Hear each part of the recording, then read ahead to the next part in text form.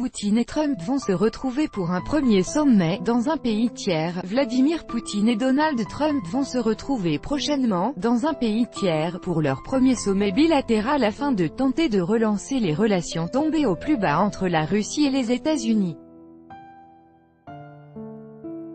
Je peux dire qu'un accord a été atteint pour la tenue d'un sommet, et même un accord sur le moment et le lieu, qui seront annoncés jeudi, a déclaré mercredi aux agences de presse russes le conseiller du Kremlin Yuri Utchakov.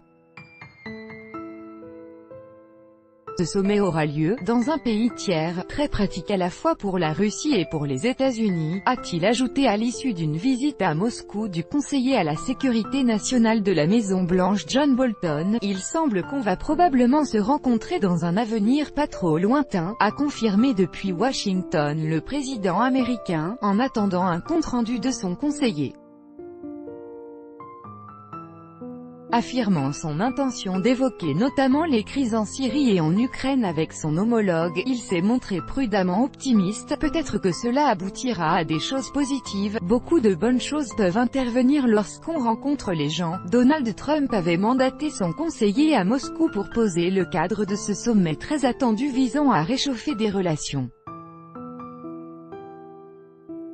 qui n'ont jamais été aussi mauvaises depuis la guerre froide, empoisonnée par le conflit syrien, la crise ukrainienne et les accusations d'ingérence russe dans la présidentielle américaine de 2016. Malgré ses promesses de campagne de rapprochement avec Moscou, Donald Trump n'a jusqu'ici rencontré son homologue russe qu'en marge de réunions internationales, la dernière fois en novembre au Vietnam. John Bolton a été reçu quasiment avec les honneurs réservés au chef d'État par le président russe et sous les ors du Kremlin, pour un entretien pendant lequel les deux hommes ont multiplié les amabilités. Sa visite donne l'espoir que nous pouvons faire ne serait-ce que de premiers pas pour établir des relations complètes entre nos États, a insisté Vladimir Poutine, très souriant. Il faut malheureusement constater que les relations russo-américaines ne sont pas au meilleur de leur forme, a-t-il ajouté, estimant qu'il s'agissait du résultat d'une âpre lutte politique interne aux États-Unis. La Russie n'a jamais aspiré à la confrontation, a-t-il assuré. Le président russe, dont le pays accueille actuellement la Coupe du monde de football, a félicité les États-Unis pour avoir remporté avec le Mexique et le Canada l'organisation du mondial de 0-6. Nous partagerons avec plaisir notre expérience avec vous. Mi-juillet, selon M. Utchakov, le sommet devrait comporter un tête-à-tête, un repas de travail, une conférence de presse conjointe et la publication d'une déclaration commune qui pourrait souligner les prochaines étapes des deux parties pour améliorer les relations bilatérales, sans exclure des accords concrets. Monsieur Bolton a expliqué devant la presse qu'il s'agissait surtout de renouer le dialogue dans les intérêts des États-Unis, en dépit des critiques politiques, alors que l'enquête sur les accusations d'ingérence russe et des soupçons de collusion entre le Kremlin et l'équipe de campagne du candidat Trump empoisonne la présidence du milliardaire républicain. Le président Trump a eu le sentiment, et le président Poutine était d'accord, qu'il était temps pour eux de se réunir, a plaidé le conseiller américain, relevant que plusieurs dirigeants européens avaient rencontré le chef du Kremlin ces derniers temps.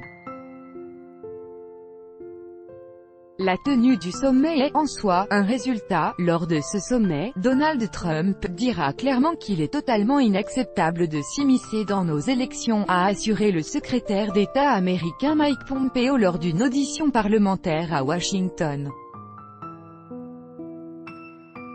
Pour mettre les points sur les i alors que des parlementaires américains et des pays alliés des États-Unis s'inquiètent d'éventuelles concessions à Vladimir Poutine, le chef de la diplomatie américaine a aussi réaffirmé que Washington rejetait l'annexion de la Crimée par la Russie, l'intervention dans l'est de l'Ukraine et l'occupation partielle de la Géorgie. Le sommet devrait également permettre d'aborder les questions du désarmement, alors qu'aussi bien Moscou que Washington ont tenu ces derniers mois des déclarations martiales sur le renforcement de leurs capacités militaires. Selon plusieurs médias, la rencontre Trump-Poutine devrait se tenir juste avant ou après le sommet de l'OTAN prévu les 11 et 12 juillet à Bruxelles.